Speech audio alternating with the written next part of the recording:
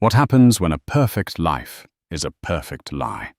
Tonight, we take you inside the most exclusive event of the year, the Crystal Legacy Gala, where billionaire tech mogul Alistair Finch was set to be honored. But the real headline wasn't his award. It was the moment his beautiful mistress Cassandra Thorne kissed him on stage in front of the world and in front of his pregnant wife. But his wife, Eleonora Vance Finch, didn't cry. She didn't scream. She did something no one expected. She walked past her husband, picked up the microphone, and brought an empire to its knees. The air in the grand hall of the St. Regis, New York, was not merely conditioned, it was curated. It tasted of money, a metallic tang of ambition, mixed with the floral sweetness of 1,000 white orchids, their petals shivering under the light of chandeliers that dripped Swarovski crystals like frozen tears. This was the Crystal Legacy Gala, the city's premier philanthropic event, and tonight its heart and soul was Alistair Finch. Eleonora Ellie Vance Finch watched her husband from their table, a prime piece of real estate at the edge of the dance floor. A gentle protective hand rested on the swell of her stomach, where their son, their first child, was sleeping. 7 months. It felt like a lifetime, and no time at all. She wore a deep emerald gown by Valentino, the silk whispering over her changed form. She had never felt more beautiful or more fragile. Alistair was a supernova. At 42, he had the raw, restless energy of a man half his age, tempered by the predatory stillness of a CEO who'd built his empire, Finch Dynamics, from a garage startup into a global tech behemoth. He moved through the crowd like a shark, all charming smiles and firm handshakes, his custom-tailored Tom Ford suit a second skin. He was hers. The world knew it. But lately, a small, cold worm of doubt had begun to burrow into the core of her certainty. It was the little things, the late-night calls he'd take in his study. The door clicked softly shut. The scent of a perfume that wasn't hers clinging faintly to his collar. The way his thumb would ghost over his phone screen, an almost imperceptible hesitation, before he put it away when she entered a room. When she'd asked, he'd laughed a deep, reassuring sound that almost worked. "Ellie, darling," he'd said, kissing her forehead. Paranoid and pregnant. "It's adorable. The only woman on my mind is you. And this little guy, of course." Tonight, the worm of doubt was feasting. She saw her. Across the room, standing near the silent auction displays, was a woman in a crimson dress, so audacious it was practically a declaration of war. It clung to a figure that was all sharp angles and sinuous curves. Her hair was a sheet of polished obsidian, and her smile as she schmoozed with a senator was sharp enough to cut glass. Cassandra Thorne, Vice President of Strategic Communications for a rival firm. Ellie knew of her by reputation, brilliant, ruthless, and utterly magnetic. She'd seen Alistair with her once a month ago at a business lunch. A necessary evil, he'd called the meeting. But Ellie had seen the way Cassandra had leaned in her hand, resting on Alistair's forearm, for a fraction of a second too long. She'd seen the way Alistair hadn't pulled away. Now their eyes met across the glittering expanse. Cassandra's gaze held a flicker of something triumphant, a knowing smirk that was gone as quickly as it appeared. Ellie felt a chill, a primal warning that had nothing to do with the room's temperature. "He's a wonder, isn't he?" A voice beside her made her jump. It was Beatrice Vanderkamp, a society matron whose face was a testament to the marvels of modern surgery. "He is," Ellie agreed, forcing a smile. "And you, my dear, are glowing. Positively radiant. Beatrice cooed her eyes, however darting towards Alistair. He's about to give his speech. The man of the hour. Indeed, the master of ceremonies was at the lectern, his voice booming through the sound system. A man whose vision is matched only by his generosity. Please welcome the recipient of this year's Crystal Legacy Award, the founder and CEO of Finch Dynamics, Mr. Alistair Finch. A wave of thunderous applause washed over the hall. Alistair, looking humbled and powerful all at once, ascended the few steps to the stage. He kissed the MC's wife on the cheek, shook his hand, and stepped up to the microphone. The lights dimmed slightly, focusing a brilliant white spotlight on him. He was magnificent. He spoke of innovation, of responsibility, of the future. He spoke of creating a legacy, and as he said the word, his eyes found Ellie's in the crowd. He smiled a genuine, warm smile that for a moment made the cold worm in her stomach die. He was talking about them, about their child, their future. This legacy, Alistair said, his voice resonating with emotion, is not mine alone. It is built on the foundation of a partnership with my brilliant, beautiful wife, Eleonora. He gestured to her, and the applause swelled again. A hot blush of pride and relief crept up Ellie's neck. She was being foolish, paranoid, and pregnant. Alistair was wrapping up. So I thank you for this incredible honor. It is a reminder that what we build is not for ourselves, but for the generations to come. And then it happened. From the side of the stage, a flash of crimson moved. It was Cassandra Thorne. She walked with a predator's unhurried grace straight towards the circle of light. A few people murmured, assuming she was part of the presentation, perhaps bringing him the physical award. Alistair looked momentarily confused, his speech faltering. She didn't stop until she was standing directly in front of him. The entire hall held its breath. The silence was absolute, broken only by the click-whir of a few press cameras. With a devastatingly confident smile, Cassandra reached up, not with an award, but with her hands. She made a show of straightening his perfectly straight tie, her fingers brushing his chest. She leaned in and whispered something only he could hear. Alistair's face went rigid. Then she rose on her toes, cupped his face in her hands, and kissed him. It wasn't a peck on the cheek.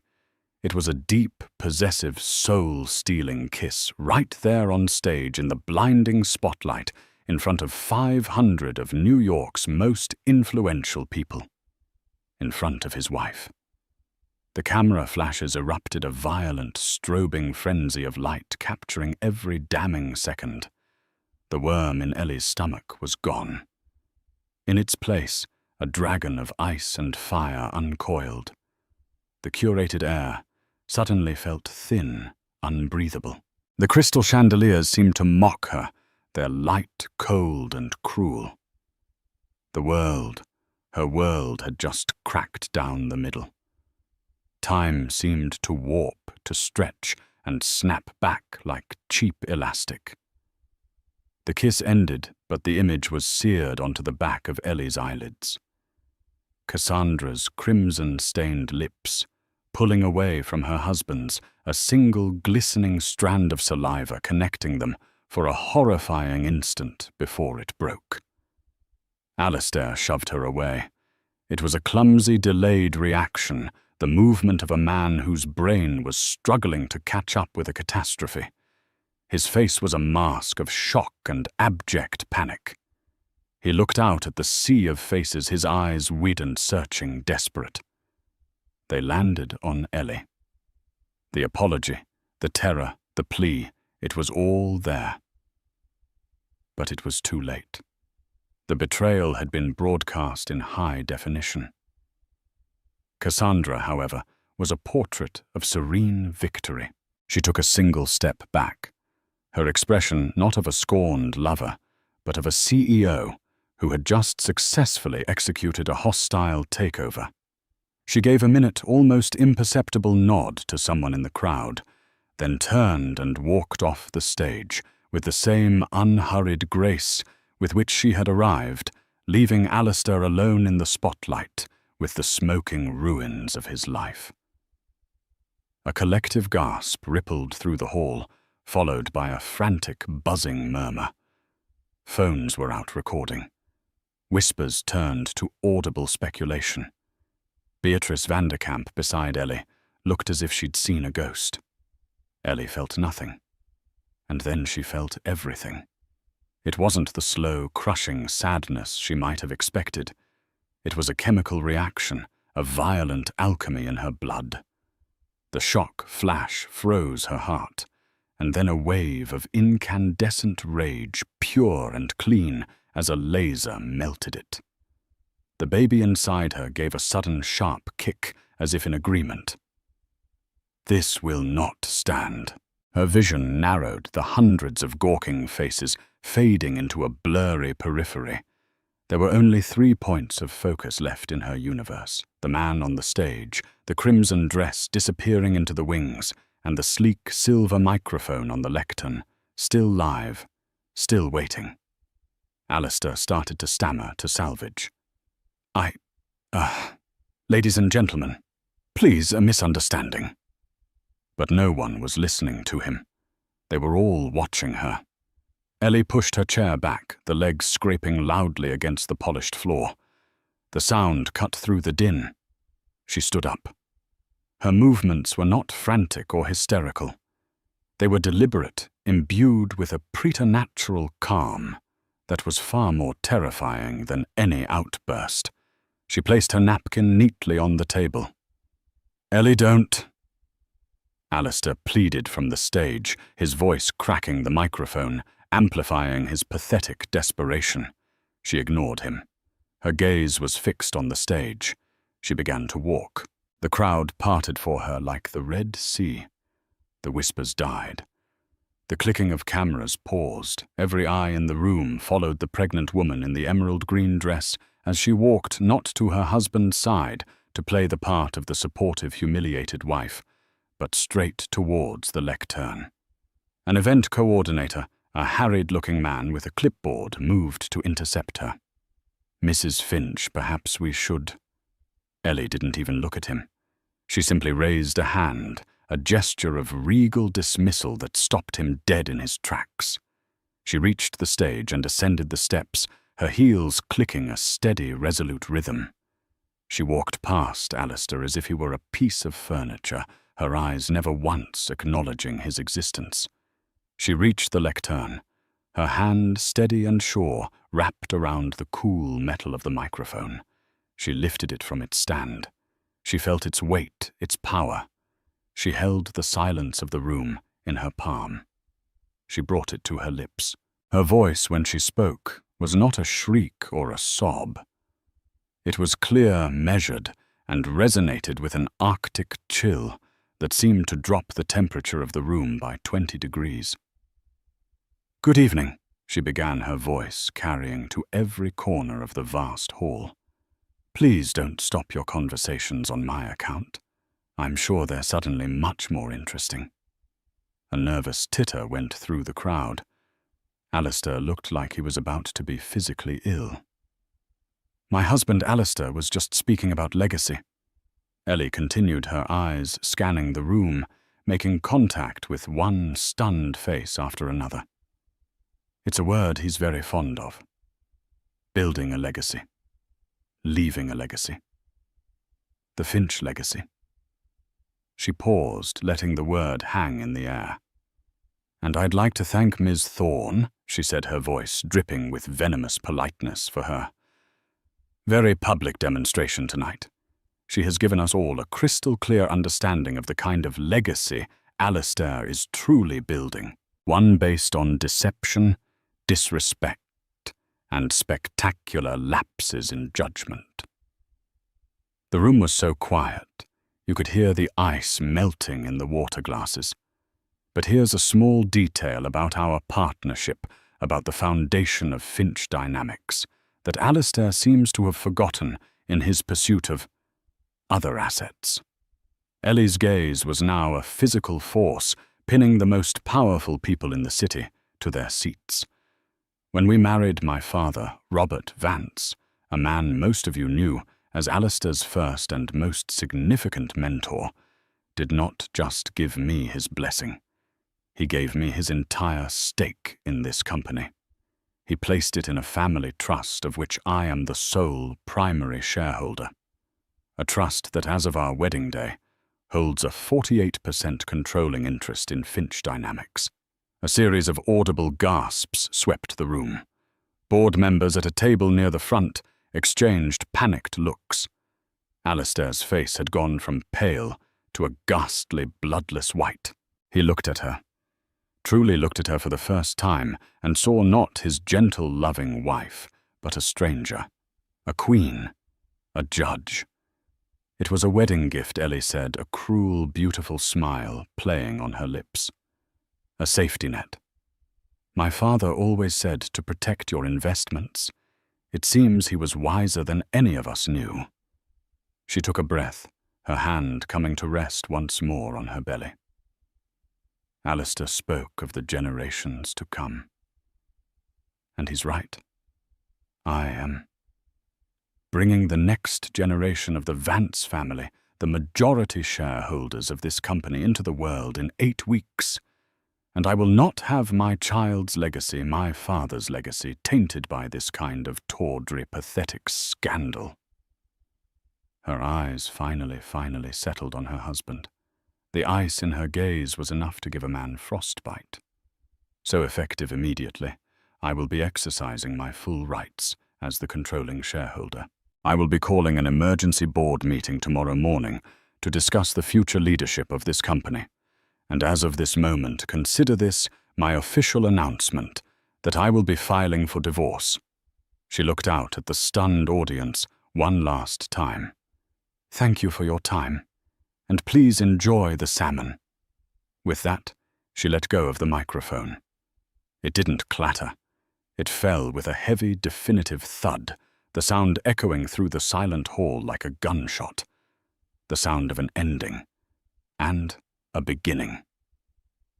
Ellie turned, and without a backward glance at the man she had just publicly castrated, she walked off the stage, through the parted crowd, and out of the grand hall. Her head held high, leaving absolute chaos in her wake. The doors of the St. Regis closed behind Ellie, muffling the explosion of noise she had detonated. The cool night air hit her face, a welcome shock after the suffocating atmosphere of the gala. For a moment, she leaned against the cold stone of the building, the adrenaline that had propelled her through the last 10 minutes beginning to ebb, leaving a vast, hollow emptiness in its wake. The dragon of rage was sated for now, replaced by a profound, seismic tremor of grief. Her marriage was over. The man she loved, or the man she thought she loved, was a phantom. A doorman rushed to her side.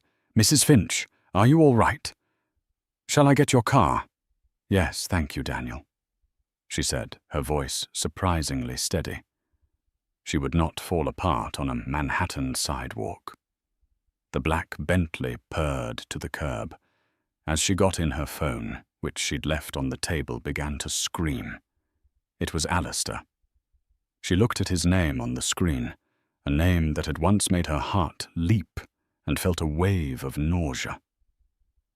She declined the call. He called again. Declined. A text message appeared. "Ellie, please, we have to talk."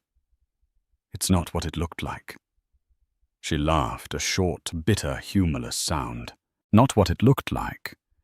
It was precisely what it looked like. A public, flagrant act of infidelity. She powered the phone off and dropped it into her clutch, as if it were contaminated. The drive to their Fifth Avenue penthouse, the home she had so lovingly decorated, felt like a journey to a foreign land. Every landmark, every familiar street corner, seemed to mock her with memories of a life that was now a lie. Back at the St. Regis, Alistair Finch was in hell. The moment Ellie left the room had erupted. Reporters who had been cordoned off broke through the velvet ropes, shouting questions, their cameras flashing in his face. "Mr. Finch, is it true your wife controls the company?" "A comment on the affair, sir." "What will this do to your stock price?" His board members, a gaggle of grim-faced men in tuxedos, surrounded him. "Alistair, what in God's name was that?" demanded Marcus Thorne, the chairman no relation to Cassandra, a fact that was of little comfort now. A 48% trust. Why were we never made aware of the specifics of this arrangement? "It was symbolic," Alistair choked out, running a hand through his hair. "A family thing. I never thought she would." "Use it." He couldn't even finish the sentence. He had underestimated her. He had mistaken her quiet grace for weakness, her love for pliability. It was the single greatest miscalculation of his life. He saw Cassandra being cornered by security near an exit. She looked frantic, her triumphant composure shattered. This wasn't how it was supposed to go. A public spat, a messy divorce, maybe a small dip in the stock that was the plan. Not this, not a public execution where the victim's wife seized the guillotine. Their eyes met, and in her panicked expression he saw not a passionate lover, but an accomplice in his own destruction. He turned away from her in disgust. By the time Alistair made it home hours later, the storm had broken online. Finch Gala Showdown was the #1 trending topic worldwide. News sites had the video of the kiss and Ellie's speech on a continuous loop. Financial analysts were predicting a bloodbath when the markets opened. Finch Dynamics. The titan of the industry was suddenly vulnerable, bleeding, and circling sharks were beginning to smell it. He found the penthouse dark and silent. Half of Ellie's clothes were gone from the closet. Her jewelry box was empty. A framed photo of them on their wedding day lay face down on her bedside table. It was a declaration more final than any spoken word. He slumped onto the bed, the reality of his loss crashing down on him. It wasn't just the company. It was Ellie. The warmth she brought to his life, the way she could gently deflate his ego with a single witty remark, the quiet joy on her face when she'd told him she was pregnant. He had shattered it all for a cheap thrill, for the intoxicating vanity of being desired by a woman like Cassandra Thorne. Meanwhile, Ellie wasn't at her mother's as Alistair might have assumed. She was in a suite at the Carlisle, a place of quiet old-world discretion. The first person she called was not her mother, but her father's lawyer, a shrewd 70-year-old man named Samuel Blackwood. "Samuel, it's Eleanora Finch." "Ellie," he said, his voice instantly alert. "I saw the news. Are you all right?" "I'm fine, Samuel. In fact, I've never been more clear-headed. I need you to assemble our legal team, and I need you to pull every document related to the Vance Family Trust, every clause, every bylaw. I want to know exactly what kind of power I'm holding." "I have them right here," Samuel said, a note of satisfaction in his voice. "Your father was a brilliant man, Ellie. He always said Alistair's ambition was a rocket, but he wanted to make sure you held the launch codes. The trust gives you more than just voting power. You have the right to veto any merger or acquisition, to approve any new board appointments, and most critically to call for a vote of no confidence in the CEO for actions detrimental to the company's reputation and financial stability." Ellie felt a grim smile touch her lips. Actions detrimental to the company's reputation. Her father had seen this coming. He had known Alistair perhaps better than she ever had. This wasn't just a safety net. It was a weapon. The second twist was unfolding a story buried in old legal documents and the quiet wisdom of a dead man. Robert Vance hadn't just been Alistair's mentor. He had been his silent partner, providing the seed money and the initial crucial connections that got Finch Dynamics off the ground. Alistair had rewritten history, casting himself as the lone, self-made genius. The trust wasn't a gift. It was a reclamation. It was Robert Vance ensuring his daughter would always hold the reins of the empire he helped build. As Ellie and Samuel planned their strategy, another meeting was taking place in a sleek, minimalist office overlooking Central Park. Cassandra Thorne stood before Julian Croft, the CEO of rival tech firm Etheria. Croft was a man with a reptilian smile and eyes that were cold and dead. "That was not the plan, Cassandra," he hissed, throwing a tablet onto his desk. The screen showed an article, "Eleonora's Empire, the woman who now controls Finch Dynamics." The goal was to destabilize him, to make him a pariah, so we could initiate a takeover bid when the stock crashes, Croft spat. The goal was not to turn his mousy wife into Joan of Arc. You were supposed to create a liability, not a martyr queen. "I didn't know about the trust," Cassandra insisted, her voice trembling slightly. The power she thought she was seizing had vanished. "No one did.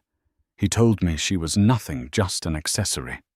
"Well, you were wrong, and your mistake may have cost me billions," Croft said, his voice dangerously low. "Your usefulness is at an end. Get out." Cassandra stared at him, horrified. The senior position, the payoff, the power, it was all evaporating. She had lit a match to Alistair Finch's life, and now she was being burned by the same fire. She had been a pawn in a game far larger than she'd ever imagined, and she had just been sacrificed. The sun rose over New York City, casting long shadows. For Alistair, it was the dawn of a nightmare. For Cassandra, the beginning of her fall. But for Eleanora Vance Finch, sitting in her suite at the Carlyle, with a team of lawyers and a pot of black coffee, it was the dawn of her reign. The battle had just begun. The days that followed the gala were a brutal education for Alistair Finch. The stock of Finch Dynamics didn't just dip, it plummeted. It fell nearly 40% in 72 hours, wiping out billions in market value. The financial world, which had once worshipped his Midas touch, now treated him like a leper. He was trapped in a gilded haunt of his own, making the penthouse feeling less like a home and more like a prison. His attempts to reach Ellie were met with a wall of impenetrable silence. Dozens of calls went to voicemail, his texts, ranging from desperate apologies to furious demands, remained unread. He sent a small forest's worth of flowers to her mother's estate, only to be informed by a frosty housekeeper that Mrs. Finch was not in residence and all deliveries were being refused.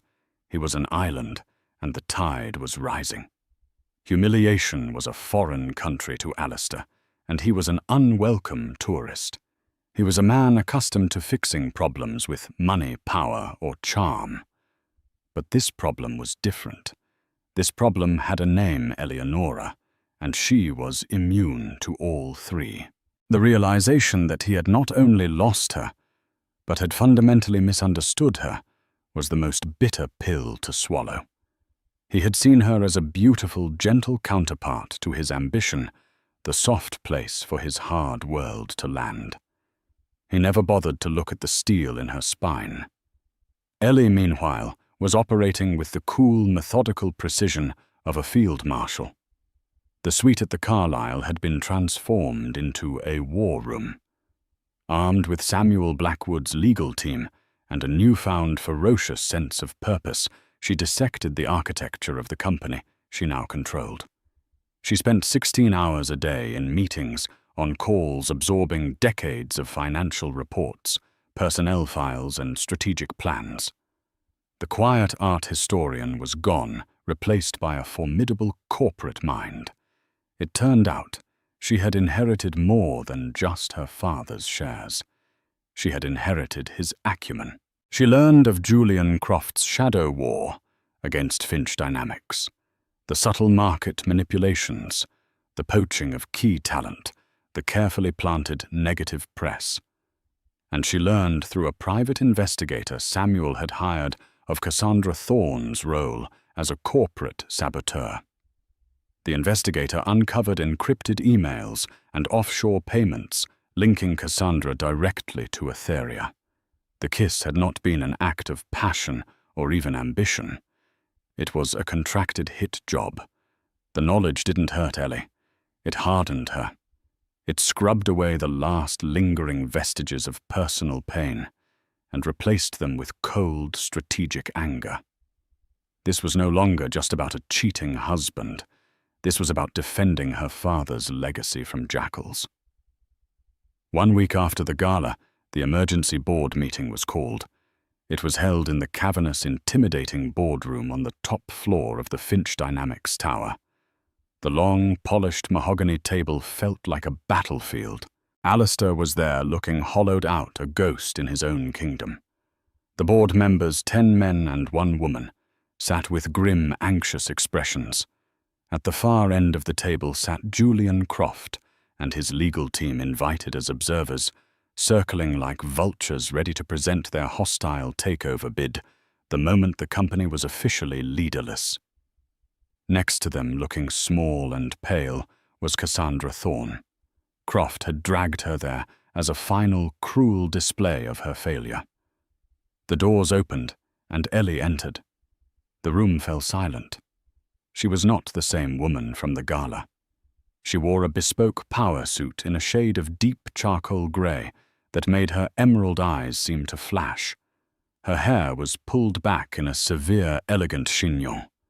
She exuded an aura of absolute, unshakable authority. She did not look at Alistair. Her eyes swept over the board, lingered for a cold moment on Julian Croft, and then she took her seat at the head of the table, her father's seat. "Good morning, ladies and gentlemen." She began, her voice calm and commanding. "Thank you for coming. We are here to discuss the future of this company, a future that, due to recent events, has been placed in severe jeopardy." Marcus Thorne, the chairman, cleared his throat. "Eleonora, Mrs. Finch, we have received a preliminary takeover offer from Mr. Croft and Etheria. Given the instability of the stock and the leadership crisis, it's an offer we are legally obligated to consider." An offer predicated on a crisis of his own making, Ellie countered smoothly. She gestured to Samuel Blackwood, who began distributing a file to each board member. "In this file you will find evidence of a concerted effort by Etheria to sabotage Finch Dynamics. You'll find proof of payments made to Ms. Thorne, who is present today for the explicit purpose of manufacturing a scandal to devalue our company." Cassandra flinched as if struck. Julian Croft's reptilian smile flickered for the first time. Ellie continued, her voice relentless. "Mr. Croft's offer isn't a rescue. It's the final move in a game of corporate espionage. He didn't count on the fact that the company he was trying to cripple was not owned by the man he was targeting, but by me." She let that sink in. "And I have no intention of allowing my father's work to be devoured by a snake." She then played her masterstroke. "For the past week, I have not been idle. While Mr. Croft was planning his victory party, I was on the phone. I have been in contact with private equity firms and allied investors who knew and respected my father. I have leveraged my personal wealth and the full assets of the Vance family to secure enough capital to not only stabilize our stock price, but to initiate a massive buyback program. Furthermore, I have secured proxy votes from enough wavering shareholders to definitively block any hostile takeover. Etheria's bid is dead on arrival." A stunned silence filled the room. Julian Croft's face was a mask of disbelief and fury. He had been outmaneuvered, outplayed at his own game by a woman he'd dismissed as a decorative wife.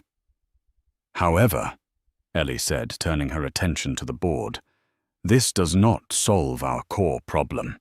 The market has lost faith in our leadership. The brand is damaged. A change is necessary." Her eyes for the first time moved to Alistair. He looked up at her, a desperate, pleading expression on his face. He saw not a hint of mercy. "The bylaws of the Vance Family Trust, which I have distributed, grant me the power to call for a vote of no confidence in the CEO. I am now formally exercising that power. I call for a vote on the immediate removal of Alistair Finch as Chief Executive Officer of Finch Dynamics." It was a public execution delivered with surgical precision. "All those in favor?" Ellie asked, her voice like steel. One by one, hands went up around the table. Marcus Thorne. The others. It was unanimous. The board, seeing a path to survival, had abandoned its creator. Alistair slumped in his chair, a broken man. It was over. "The motion carries," Ellie announced, her tone flat, devoid of triumph. "Alistair Finch is removed as CEO, effective immediately. I will be stepping in as interim chairwoman of the board to oversee the transition and begin the search for a new chief executive. This meeting is adjourned." She stood up. She had won. She had saved her father's company. She had avenged her own betrayal. As she walked out of the boardroom, she passed Julian Croft, who glared at her with pure hatred. She met his gaze and gave him a smile that was all ice. She passed Cassandra, who was staring at the table, her career and reputation in ashes. And finally she passed Alistair's chair. She didn't look down. She just kept walking, leaving the wreckage of 3 lives in her wake as she went to build her own. 3 months later, the world of Finch Dynamics was a different place. The panic had subsided, replaced by a steady, confident hum of activity. The stock had rebounded, stabilized by the buyback program, and the market's growing confidence in its new, unexpected leader. Eleonora Vance Finch, she had legally dropped her husband's name, was no longer the interim chairwoman. The board, impressed by her sharp instincts and ruthless efficiency, had made the position permanent. She was a natural. She governed with a quiet authority that commanded more respect than Alistair's bombastic charm ever had. She trimmed the fat-cut, wasteful vanity projects and refocused the company on its core principles of innovation and quality, the principles her father had instilled from the beginning. She was not just protecting a legacy, she was redefining it. Her office, the one that had been Alistair's, was transformed. The cold, modern art was replaced with warm, impressionist landscapes. The massive, intimidating desk was swapped for a collaborative round table, and in the corner near the window overlooking the city was a beautiful handcrafted bassinet waiting. At nearly 9 months pregnant, Ellie was more radiant than ever. The fragility was gone, replaced by a deep, grounded strength. She moved through the world with the unshakable certainty of a woman who had faced the worst and had not only survived but thrived. Alistair, in contrast, was a man adrift. Stripped of his title and his identity, he had retreated from the world. He sold his sports cars, his bachelor properties. He spent his days walking aimlessly through the city, a ghost haunting the streets where he was once a king. The scandal had made him a pariah. The loss of Ellie and his unborn child had hollowed him out. He had finally understood the difference between what he had and what he'd had. He'd had a kingdom, but what he'd lost was his home. One crisp autumn afternoon, he did the one thing he hadn't yet dared to do. He went to the Finch Dynamics Tower. He didn't have an appointment. He simply stood in the lobby until Ellie's assistant, recognizing him, nervously called upstairs. To his surprise, Ellie agreed to see him. He was led up to the office he had once occupied. Seeing her there behind that new table, her hand resting on her huge belly, was like a physical blow. She was powerful, serene, complete. Everything he was not. "Eleonora," he said, his voice raspy. "Alistair," she replied, her tone polite, neutral. "Please sit." He sat feeling like a schoolboy called to the principal's office. The silence stretched between them, filled with the ghosts of everything they had been. "I didn't come to talk about the company." He began, his voice barely a whisper. "Or the money. I know that's all gone. I came to apologize. Not the pathetic excuses I sent in texts. A real apology." He looked at her, his eyes raw with a pain she had never seen in him before. The arrogance was gone, burned away by the fires of his own making. "I destroyed us, Ellie. I know that. I was arrogant and weak and a fool. I took the most precious thing in my life, you, our family, and I threw it away for nothing, for ego. I broke your heart, and I betrayed our son before he was even born. And I will live with that for the rest of my life. There is no excuse, there is only the fact that I did it. And I am sorry. So deeply, deeply sorry." Tears were streaming down his face, now unchecked. It was the most honest, most vulnerable she had ever seen him. Ellie listened, her expression unreadable. The part of her that had once loved him so fiercely felt a pang of the old ache. But it was like remembering a song from a long time ago. The melody was familiar, but the emotion was distant. "I don't hate you, Alistair," she said finally, her voice soft. "I don't have the energy for it. Hate is an investment, and you are no longer an asset in my life."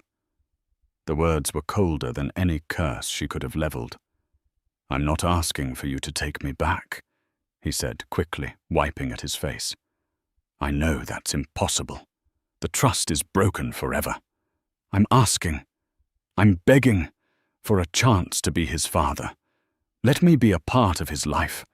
That's all I have left to ask for." Ellie was silent for a long time, looking out the window at the sprawling city below. This was the final decision, the last thread connecting their old life to the new one she was building. "He deserves a father," she said at last, turning back to him. "And you are his father. You will be a part of his life."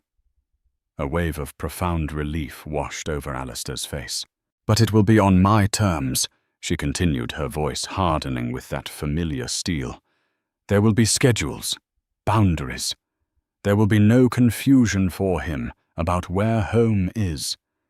You will have a role, but you will not have a say. Do you understand?" "Yes," he whispered, nodding. "Anything. I understand." "Good," she said, her tone becoming brisk, the chairwoman returning. "My assistant will be in touch with your lawyer to work out the details." It was a dismissal. Alistair stood a man pardoned, but not freed.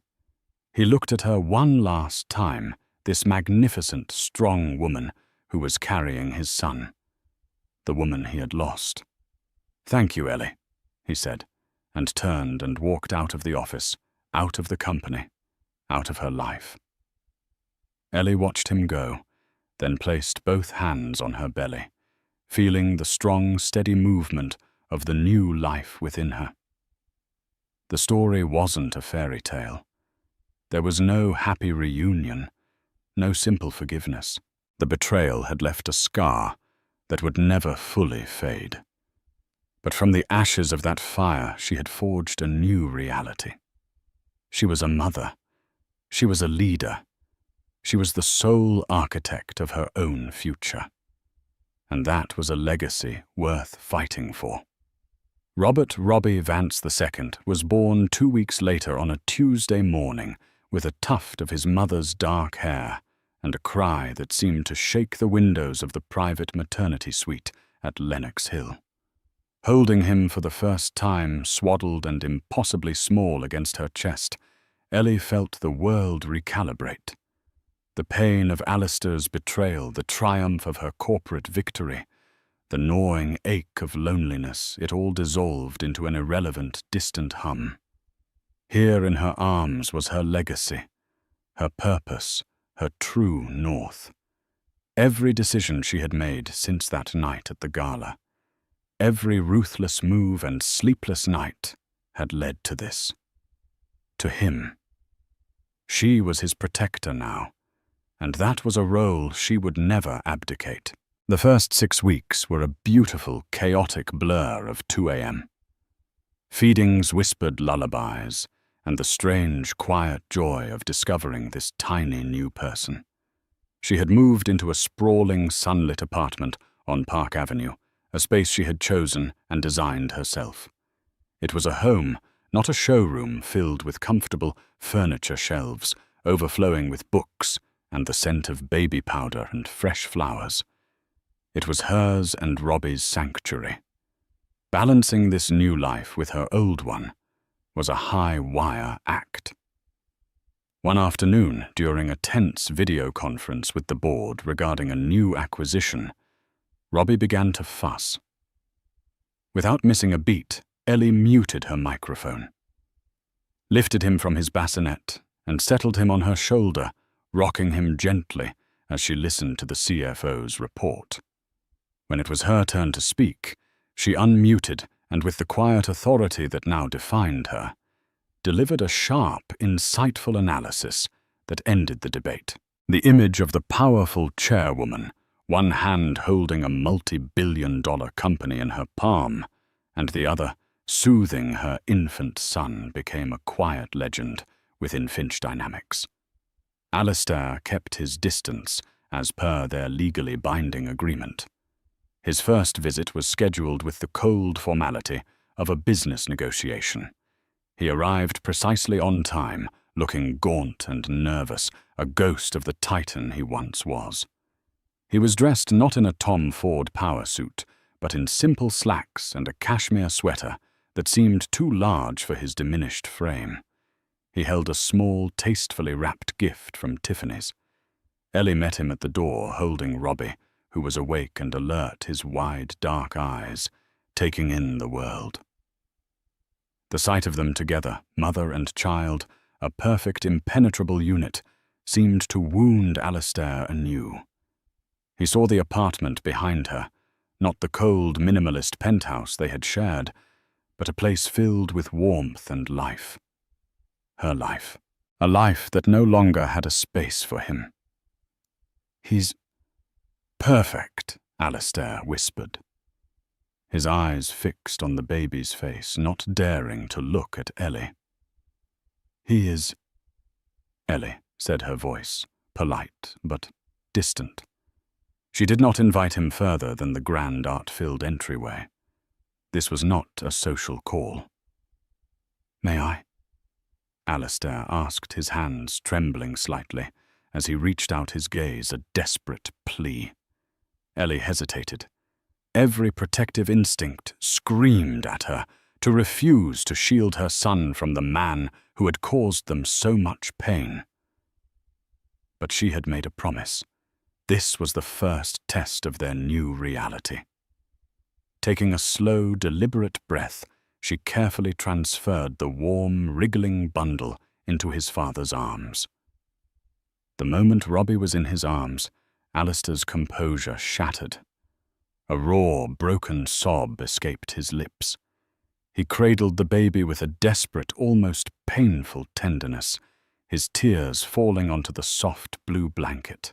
In that moment, he wasn't a disgraced CEO or a scorned husband. He was just a father, drowning in the magnitude of what he had almost lost completely. He looked down at the tiny, perfect face, a face that held echoes of his own. and saw the living embodiment of his failure and his only hope for redemption. Ellie watched her heart, a tangled knot of warring emotions. There was a flicker of pity for the broken man before her, a ghost of the love she once felt for him. But it was overshadowed by a cold, clear-eyed resolve. This man had broken her world. She would not let him break her son's.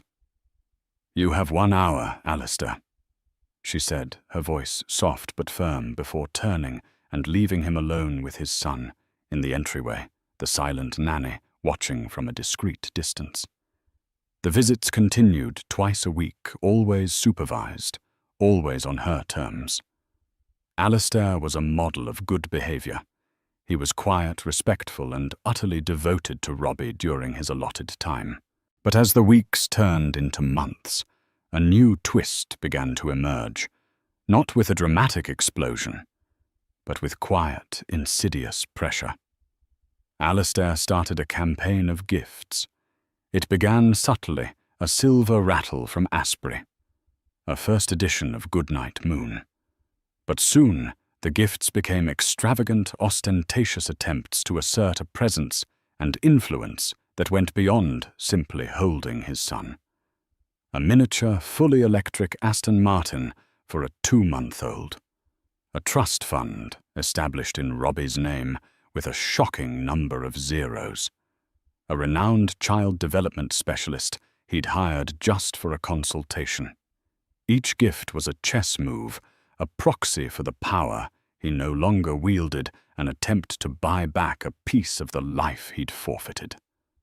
Ellie refused them all, sending them back with polite, formal notes from her assistant. The confrontation came to a head when Alistair had a team of designers arrive unannounced to present plans for a state-of-the-art custom-built nursery. She met him in the lobby of her building that evening. "This stops now, Alistair," she said, her voice low and furious. "I'm just trying to provide for him, Ellie." He argued, a hint of the old entitled frustration creeping back into his voice. "To give him the best of everything." "I am giving him the best," she retorted, her voice like ice. "He is the majority shareholder of a multi-billion-dollar corporation. His financial future is secure because of my father and because of my actions. What he needs from you is character, not cash.